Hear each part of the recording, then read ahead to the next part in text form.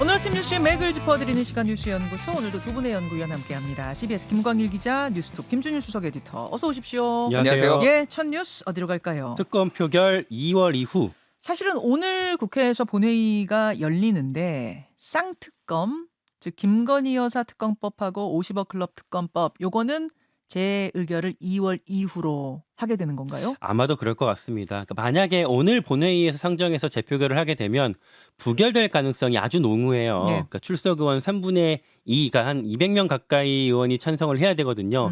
근데 범야권을 다 합쳐도 한 180석 정도밖에 안 나오기 때문에 20표 정도가 부족한 상황입니다. 그래서 국민의힘에서는 오늘 본회의 열리니까 상정하고 뭐 부결로 아예 법 폐기시키고 털어버리면 얼마나 좋겠냐, 이렇게 이걸 목표로 삼고 있는데, 네. 반대로 민주당은 이 불씨를 어떻게든 살리고 싶을 거 아니에요. 그러니까 뒤로 미루면 계속 말씀드렸다시피 국민의힘이 공천에서 낙천자들 발생하면은 그 떨어진 의원들이 이탈표가 생겨서 뭐 이런 것들을 기대할 수가 있고, 그게 안 되더라도 총선에 있어서 여론전에 도움이 많이 되기 때문에 그래서 최대한 뒤로 미루려고 하고 있습니다. 예. 요 상황이 좀 복잡할 수 있는데 심플하게 보면 국민의힘은 재의결을 최대한 뒤로 늦추려고 빨리 하려고 하고 있고, 민주당은 늦추려고 하고 있는 겁니다. 그런 차원에서 나온 게 바로 권한쟁의 심판. 그러니까 민주당이 헌재에다가 요걸 걸고 요거 끝날 때까지 좀 기다려봐야 되는 거 아니냐라는 명분으로 당장 결정할 수 없다라고 버티는 거고요. 대통령이 그러니까 거부권 행사한 데 대해서 이게 괜찮은 거냐 봐달라는 거죠, 권한쟁의 심판을. 이해 충돌 아니냐라고 헌재에다 신청하고 그 결과까지 봐야 된다라는 걸로 어제는 민주당에서 원내지도부가 국회에다가 헌법학자들까지 불러서 뭐 이런 것들을 논의했다고 합니다. 그러면은 표결 시기가 언제쯤 될 걸로 예상들 해요? 이대로라면 오늘 본회의에서는 재투표 이루어질 것 같지는 않고요. 네네. 왜냐하면 김진표 의장이 뭐 갑자기 직권 상정하냐 이 이슈가 있을 수 있는데 그럴 가능성도 크지 않아 보이고, 그렇죠. 지금으로서는 게다가 만약에 의장이 정말 가능성 낮지만 상정한다고 하더라도 민주당이 다수당이기 때문에 다 같이 퇴장해 버리면은 정족수가 부족해서 부결이 돼요. 정족수가 부족하군요. 네, 그럼 앞으로 스케줄은 네. 어제 여야 원내대표랑 의장이 오찬하면서 1월 임시국회 일정을 픽스했거든요. 네네. 본회의가 1월 25일, 2월 1일 이렇게 두 개가 확정이 됐습니다. 그래서 국민의힘은 뭐 계속 빨리 하자, 그리고 민주당은 계속 2월 이후까지 끌 걸로 관측이 되고 있습니다. 자, 김준일 에디터, 예. 어떤 부분 주목하셨어요? 일단 오늘 본회의가 열리는 거는 이태원 참사 특별법을 통과시키기 위해서 지금 본회의가 열리는 겁니다. 지금 아직 합의를 못했어요, 여야가. 네. 지금 어제 이제 이태원 참사 특별법과 관련해서 지난해 말에 이제 김진표 국회의장이 낸 거는 이게 이견이 있으니까 특검은 빼자.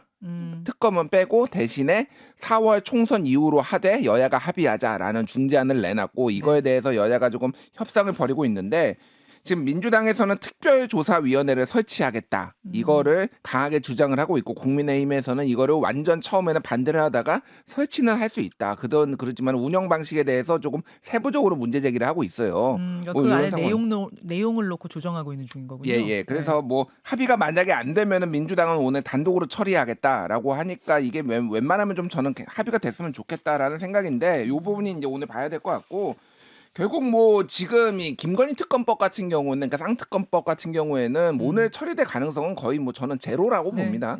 김진표 국회의장이 뭐 이거를 직권 상정할 이유도 없고요. 이제 민주당 지금 1월 25일에 한 번 더 열리거든요, 국회가. 그리고 2월 1일인데 1월 달에 처리를 할지 2월 달에 처리를 할지가 좀 관건이 될 것 같아요. 그러니까 왜냐하면은 이게 정략적으로 어쨌든 이게 다들 이제 접근을 하고 있는 상황이다 보니까, 그러니까 왜냐하면 1월 중에는 이게 공천이 확정이 안 될 가능성이 높고, 2월 중에는 2월 1일에도 조금 애매한 상황인데, 만약에 이게 2월 설 연휴 이후에 만약에 본회의가 열려서 처리가 되면은 그때는 이탈표가 좀 나올 수도 있거든요. 그러면 민주당은 설 이후로 어떻게든지 좀 끌고 가려고 할 것 같고, 예. 국민의힘은 설 전에 어쨌든 끝내버리려고 목표로 할 것 같고. 예, 근데 이제 기본적으로 이거를 상정하는 거는 여야 합의로 하는 것이고, 그거를 국회의장이 안 되면 직권 상정을 하는 건데, 그럼 김진표 의장이 계속 직권 상정을 안 할 가능성도 뭐 있어서 이거는 좀 지켜봐야 될 것 같습니다. 지금 이게 왜 중요하냐면은 김건희 특검법과 관련해서 이제 요 여론조사가 그러니까 영향을 좀 받았다라는 이런 게 분석에 나와요. 리얼미터가 에너지경제신문 의뢰로 지난 2일에서 5일 유무선 자동응답 방식으로 조사를 했는데 1월에 한 거네요, 이거. 예. 이제 어저께 나온 겁니다. 예. 그래서 윤석열 대통령 국정수행 지지율이 지난주 조사보다 1.5%포인트 내린 35.7%로 이제 집계가 됐는데요. 아, 같은 조사에서 1.5%포인트 빠졌어요? 예, 전주에 비해서 이번 주에 나온 게 어제 나온 게 그런데 이게 지금 가장 핵심적인 게 2030에서 5%포인트대가 빠졌습니다. 그러니까 전체적으로 보면은 이게 리얼미터도 이렇게 분석을 했는데 쌍특검 법안, 제2요구권, 거부권 행사 논란이 긍정층 이탈에 영향을 2030 이탈에 영향을 미친 것으로 보인다라는 겁니다. 그래서 2030이 지금 소위 말해서 중도층이고 지금 부동층이에요. 가장 많아요, 거기가. 예. 그렇다고 본다라면 이게 선거에도 영향을 미치는 거를 양당이 공이 알고 알기 있기 때문에. 때문에 상당히 격전지가 이제 됐고 이거 빨리 처리하자, 늦게 처리하자 이거를 그러겠네요. 가지고 붙을 것 같습니다. 특히 2월에는 설 명절이 있잖아요. 맞아요. 그때 그 명절 밥상머리 민심 때문에 그렇죠. 그 전에 하냐 후에 하냐 그 논란이 계속될 것 같습니다. 그렇습니다. 분위기 이렇고요. 두 번째 이슈 넘어가죠. 김웅 불출마. 국민의힘 김웅 의원 어제 결국 불출마 기자회견 했습니다. 네, 그래서 국민의힘에서 장제원 의원에 이어서 국민의힘 현역 중에서는 두 번째 불출마자가 나왔어요. 무슨 얘기했어요? 지금 국민의힘이 민주적 정당인지 묻는다. 제 답은 그렇지 않습니다. 그래서 국민께 표를 달라고 말할 수가 없습니다라고 했어요. 그러면 장제원 의원에 이어서 두 번째 현역 불출마 선언이지만 두 사람의 불출마 이유는 전혀 다르네요. 그렇죠. 전혀 네, 다르네요. 예. 그렇죠. 장제원 의원은 이제 윤석열 정부의 힘을 싣기 위해서 했다고 했으니까 그래서 김웅 의원이 왜 불출마했느냐에 대해서 기자들이 끝나고 이제 백브리핑이라고 하죠. 물어봤어요. 그랬더니 김웅 의원이 가장 결정적 계기는 해병대원 사망 사고 이후에 그러니까 박정훈 수사단장한테 가해졌던 행태. 그때부터 내가 정치를 좀 계속할 수 있겠냐 생각했다. 아, 그게 계기였던 거예요? 네, 뭐 이렇게 전체적인 질서를 위해서 개인한테 희생을 강요할 수 있느냐. 그게 어떤 당이 우경화된 특징이 된 거다라고 얘기를 하면서 답을 했고요. 또 하나 이제 관심이 갔던 포인트는 과연 그러니까 김웅 의원이 이제 어떤 비주류 그리고 예전 유승민계 이런 흐름이 있었기 때문에 이준석 신당으로 가는 게 아니냐. 이게 불출마는 불출마고 그다음에 탈당을 하느냐 안 하느냐, 신당으로 가느냐 안 가느냐는 또 별개의 문제니까. 그렇죠. 질문했겠네요. 그래서 질문했고 김웅 의원은 그렇지 않다. 제 정치적 고향은 여기 이곳인데 그 고향을 바꾸는 일은 없을 거다. 다만 이준석 대표 쪽은 내가 응원을 하고 있다라는 정도로 얘기를 했었어요. 그래서 어제 당내 어떤 반응들을 좀 취재를 해봤는데 일단 다들 의아해하더라고요. 그러니까 과거에 전당대회에 김웅 의원이 당대표로 출마하면서 내가 당대표가 되면 불출마하겠다라고 예고한 적은 있었으나 맞아요. 안 된 이후에는 뭐 나는 당대표 안 됐으니까 이제 뭐 할 거다라는 식으로 하고 지역 관리도 엄청 열심히 해왔었거든요. 아, 그래요. 네, 그 뭐 고발 사주 사건이 있었지만 어쨌든 무관하게 계속해서 지역을 많이 송파갑을 많이 그거는 뭐 돌아다녔었는데, 무혐의가 됐으니까. 네, 예. 그런 점에서 다들 의외로 받아들이고 뭐 뾰족한 게 나오진 않는데 최근에 많이 좀 힘들어했다라는 후문이 좀 들리고요. 피로감? 네. 이제 어떤 정치에 대한 불신 이런 것들이 많이 쌓였다는 얘기가 들리고 또 복수에 좀 가까운 사람들한테 얘기를 들었을 때는 친윤 그룹의 견제에 어떤 많이 좀 힘들어했다라는 얘기를 뭐 들을 수가 있었습니다. 그렇군요. 김준일 에디터. 예. 김웅 의원이 불출마할 거 예상하셨어요? 그런 얘기가 조금 들리기는 했어요. 그래요? 그런 얘기가 들리기는 했는데 이게 뭐 컷오프냐 아니면 불출마 선언이냐 뭐 이런 얘기들은 저는 듣기는 했지만 이렇게 좀 전격적으로 나온 거는 저도 어제 좀 의외였는데 그러니까 이게 지금 이게 중진들 조금 뭐 여야 공의할 것 없이 중진들이 좀 희생해라 이런 얘기들이 나오는데 지금 불출마 선언하는 거는 상당수는 지금 초선들입니다. 그러니까 김웅 의원도 그렇고 민주당의 뭐 이탄희 의원, 오영환 의원, 뭐 강민정 의원 그리고 홍성국 의원 뭐 이런 분들 대부분 보면은 이유가 이 정치에 대한 피로감, 이 정치 이대로 맞느냐 이 얘기하잖아요. 그러니까 소위 말해서 자기 성찰적인 사람들이 못 버티는 거예요. 김웅 의원도 그렇고 이탄희 의원도 그렇고 뭐 이탄희 의원은 이제 목표거를 정확하게 이제 선거제 퇴행을 막겠다, 직을 걸고 막겠다 이런 건데 뭐 홍성국 의원도 나는 내가 강연하는 게 낫지 지금 대한민국 위기를 위해서 내가 이거를 왜 하는지 모르겠다. 아무리 해도 안 바뀌더라. 뭐 이런 거잖아요. 그래서 야 정말 의인들은 나 떠나고 뭐 이런 건가 막 이렇게 생각이 듭니다. 어제 저는 김웅 의원 이 불출마 얘기를 하면서 그 언급을 한 게 홍범도 장군 흉상 이전 이거 언급했거든요. 그리고 최상병 사망 사건 이거 언급했거든요. 자, 이준석 신당에는 절대 안 간다고 그랬는데 이준석 전 대표가 예전에 기자회견하면서 울면서 얘기했던 게 왜 홍범도 장군 흉상 이전하냐 지금 이 상황에서 그리고 왜 지금 최상병 박정훈 대령 왜 수사하냐 네. 이런 얘기했어요.